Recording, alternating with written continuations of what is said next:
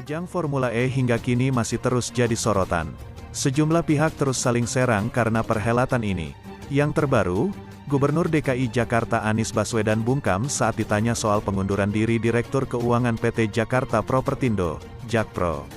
Yuliantina Wangsawiguna, orang nomor 1 di DKI ini pun memilih diam 1000 bahasa saat ditanya awak media tentang pengunduran diri Yuliantina Wangsawiguna, usai menghadiri acara pidato kebudayaan Ketua Umum Zulkifli Hasan di Auditorium Perpustakaan Nasional, Gambir, Jakarta Pusat. Sabtu, tanggal 29 Januari tahun 2022. Awalnya, para awak media sudah menunggu di luar Auditorium Perpusnas seusai acara untuk mewawancarai Anies. Namun, Anies justru menghindar dan langsung berjalan menuju eskalator untuk turun ke lantai. Para awak media pun kemudian mengejar Anies dan berusaha meminta keterangan dari mantan Menteri Pendidikan dan Kebudayaan itu. Ada beragam pertanyaan yang dilontarkan wartawan, salah satunya soal pengunduran diri Direktur Keuangan PT Jakpro itu. Bukannya menjawab pertanyaan tersebut, Anies justru terus berjalan menuju mobil yang sudah menunggunya di luar gedung Perpusnas. Saat sudah dekat ke mobilnya, mendadak Anies menghentikan lajunya lantaran mendengar ada awak media yang meminta tanggapan Anies soal acara yang baru saja dihadirinya itu. "Pak, terkait kedatangannya ke agenda PAN gimana Pak?" ujar salah satu wartawan kepada Anies.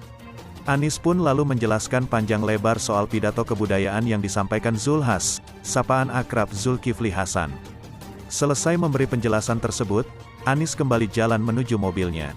"Sudah ya," ujarnya, "diberitakan sebelumnya, di tengah polemik Formula E, Direktur Keuangan PT Jakarta Propertindo, Jakpro, Yuliantina Wangsawiguna mengundurkan diri. Pengunduran diri Yuliantina disetujui dalam rapat umum pemegang saham luar biasa, RUPSLB, Jakpro pada tanggal 13 Januari tahun 2022 lalu. RUPSLB Jakpro yang dilaksanakan tanggal 13 Januari lalu telah memutuskan untuk menyetujui pengunduran diri Direktur Keuangan Yuliantina Wangsawiguna guna menjalani perawatan kesehatan yang dijalankan sejak 2 bulan lalu. Demikian isi rilis Jakpro dikutip tribunjakarta.com, Sabtu, tanggal 29 Januari tahun 2022. Posisi yang ditinggalkan Yuliantina kemudian diisi oleh Leonardus Wewasoni Miharjo. Penetapan Leonardus sebagai Direktur Keuangan Jakpro yang baru juga ditetapkan dalam rapat tersebut.